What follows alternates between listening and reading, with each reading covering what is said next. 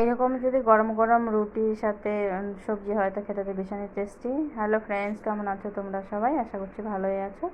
তো আমি আজকে বানাচ্ছি রুটির সাথে গরম গরম আলু ফুলকপির তরকারি। তো কি নিয়েছি চলো দেখে নিই। আমি প্রথমে আলু ফুলকপিগুলোকে সুন্দর টুকরো টুকরো করে একই সাইজের কেটে আমি সেদ্ধ করে নিয়েছি।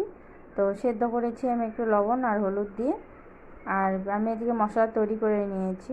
তো মশলার মধ্যে আদা, জিরে, ধনিয়া, কাঁচা লঙ্কা, রসুন আর একসাথে পেস্ট করে নিয়েছি। আর এখানে দেখো কড়াই গরম করতে দিয়েছিলাম, তো এখানে কড়াইটা গরম হয়ে গেছে। দিয়ে দিয়েছি তেল, আর ফোড়নের জন্য দিয়ে দিয়েছি শুধু জিরে, আর কিছু দিইনি। আর পরিমাণ মতো পেঁয়াজ আর একটা টমেটো দিয়ে আমি একটু ভাজা ভাজা করে দিয়ে দিলাম সেদ্ধ করা আলু ফুলকপিগুলো। তো আলু ফুলকপিগুলো আমি একটু হালকা ভাজা ভাজা করে নেব।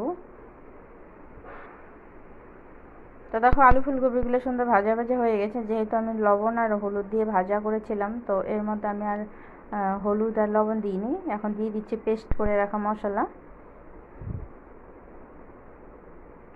তো এই মশলার মধ্যে আমি একবার একটু গরম মশলা দিয়েও পেস্ট করেছি, যাতে আর পরে না দিতে হয়। তো একবারেই দিয়ে দিয়েছি। আর গুঁড়ো মশলা আমি ব্যবহার করব না, শুধু কালারের জন্য এখানে আমি একটু কাশ্মীরি রেড চিলি ব্যবহার করেছি।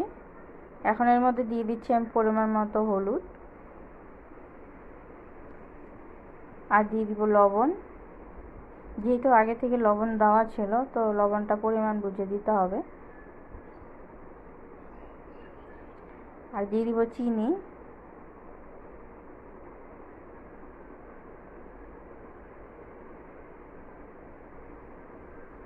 আর একটু দিয়ে দিব আমি কাশ্মীরি রেড চিলি পাউডার যেটা নিয়েছি। তো 1 চামচ পরিমাণে এখানে আমি দিয়ে দিচ্ছি শুধু কালারের জন্য। এখন সমস্ত মশলাগুলোকে আমি একটু ভালো করে কষিয়ে নিচ্ছি। তো মশলাগুলো কষানোর জন্য আমি অল্প পরিমাণে জল দিয়েছি, আর একটু সামান্য জল দিয়ে দিব। জল দিয়ে আমি ঢাকা দিয়ে রেখে দেবো 5 মিনিটের জন্য। যেহেতু কাঁচা মশলা, তো একটু গন্ধ করবে, তো তার জন্য ঢাকা দিয়ে কষালে গন্ধ হবে না। তো আমি ঢাকা দিয়ে রেখেছিলাম কিছুক্ষণের জন্য। তো দেখো হয়ে গেছে। এখন পরিমাণ মতো জল দিয়ে দিব এর মধ্যে।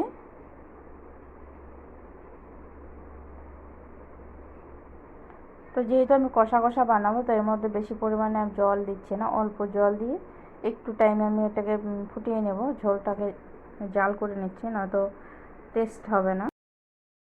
রুটিগুলো তৈরি করে নিচ্ছি। তো রুটিগুলো আমি সবগুলো ঘি দিয়ে ভাজবো। তো তোমরা চাইলে তেল দিয়ে ভাজতে পারো।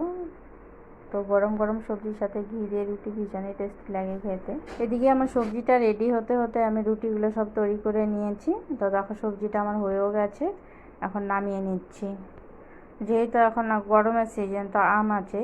এরকম আলু ফুলকপির তরকারি, গরম গরম রুটি, আর সাথে আছে আম। খেতে তো ভীষণই টেস্টি হয়েছিল। তোমরাও খেয়ে আমাকে জানাবে কেমন হয়।